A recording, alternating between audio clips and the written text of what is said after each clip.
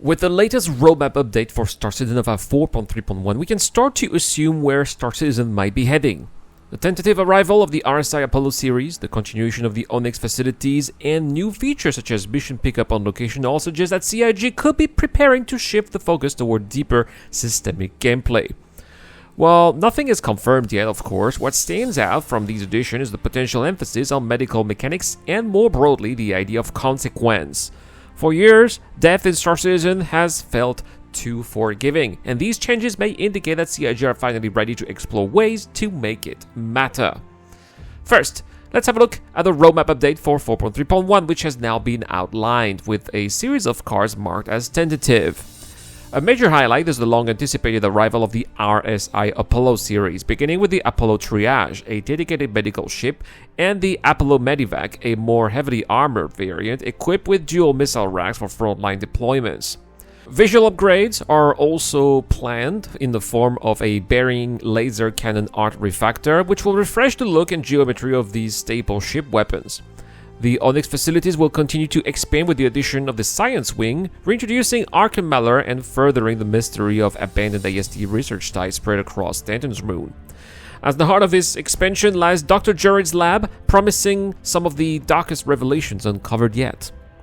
In terms of gameplay features, 4.3.1 looks to deepen player interactions with the world.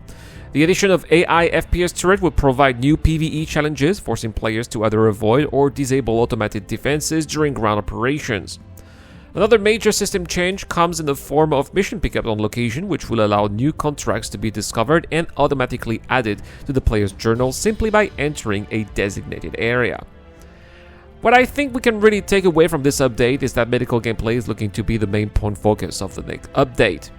Right now, medical gameplay has two major pain points. First, the lack of consequence to death, since Tier 3 beds effectively act as mobile respawn points, and second, the limited use of medical beacons, which CIG themselves admitted they want to bring back as a core loop for players.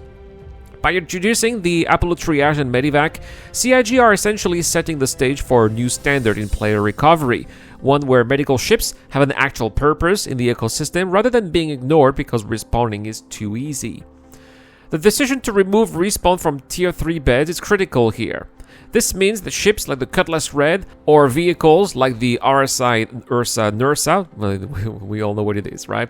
Will no longer offer full recovery. Instead, they will just serve as stabilization platforms, allowing players to be treated enough to survive, but still requiring transport to a proper medical facility. In that sense, the Apollo becomes a true linchpin here. It carries the higher tier beds, and because it is mobile, it bridges the gap between emergency response and definitive care. It's not just a gimmick here, it gives the Apollo a tangible and recurring role in both solo and group gameplay. The recent sneak peek suggests that medical beds will also need to be powered, which adds another fascinating layer here, I think.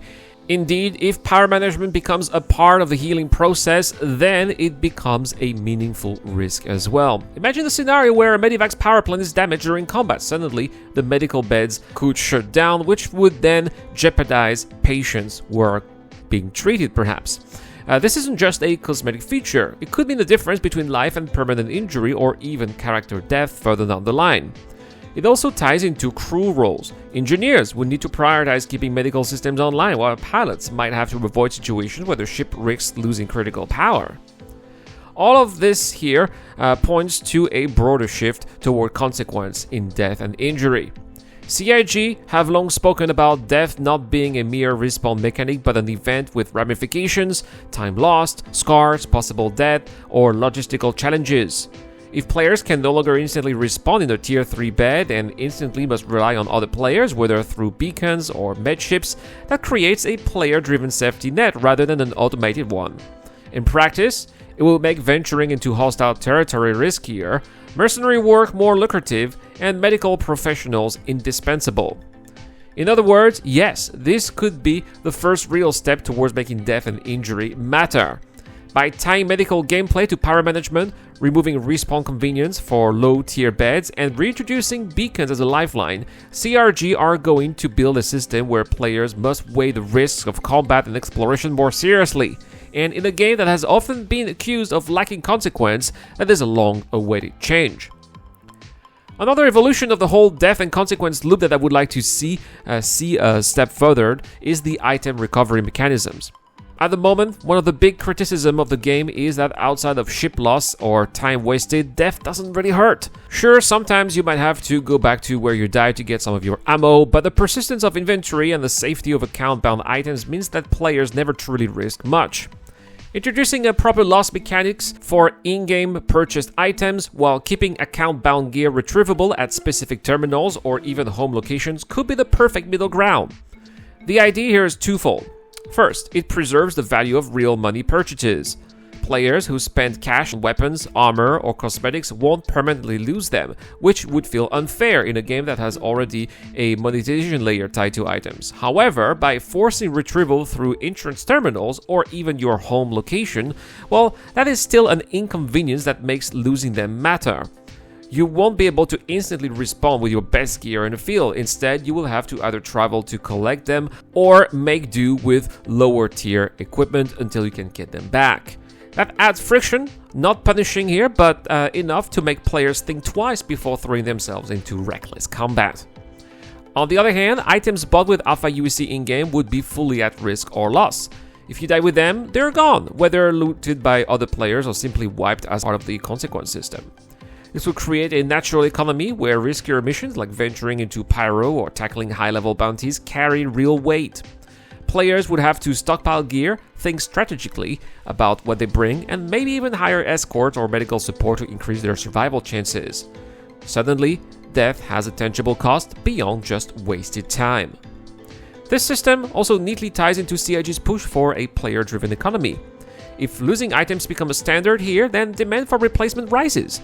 Armorers, crafters, and traders will have a much larger role at play here, as players will constantly need to rearm and re-equip. It also intensifies its logistics gameplay, shipping weapons and armor to remote outposts or frontline zones, which is going to become more meaningful. Not only will players want to have a hospital nearby, they are also going to need supply lines to keep them well armed. Most importantly, this approach reinforces immersion without alienating players who spend real money. Account-bound gear acts as a safety net, not a crutch. You won't lose your prized rifle forever, but you will feel the sting of not having it immediately accessible. That balance is exactly what Star Citizen needs if it wants to move away from the respawn shooter feel and toward the immersive, high-stake experience Chris Roberts has always promised. If these assumptions are correct, the Apollo, the adjustments to medical beds, the possible need for power management, and even the prospect of item loss could represent the first step toward a harsher but more meaningful universe. None of this is set in stone, and of course I'm speculating here about eventually the item recovery system, but at least I think that we are going toward the right direction, with death being a little bit more inconvenient in the near future. That's all for this video, guys. Thank you so much for watching. As always, if you like the channel and you want to support it a little bit, just subscribe to the channel. It really helps a lot. You want to go the extra mile? Well, the link to Patreon is down there. Any help over there is much appreciated. We've got a Golem giveaway as well, so if you subscribe, comment to any videos posted this month, 10 entries will be added into the Wheel of Names. Automatic entries for Patreon and YouTube members. Guys, thank you so much for watching. As always, I have been Iran, and I'll see you guys in the next one.